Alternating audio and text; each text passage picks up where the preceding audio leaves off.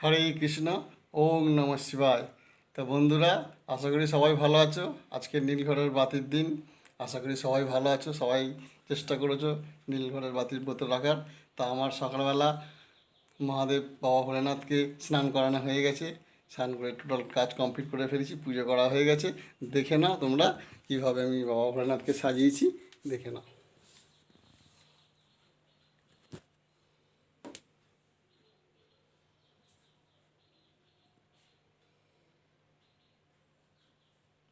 নিচে নন্দী মহারাজ,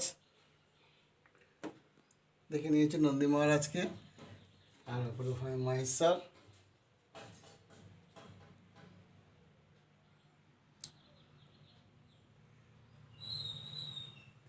তো আমার ভোলানাথকে সাজানো কেমন হয়েছে কমেন্টে জানিও।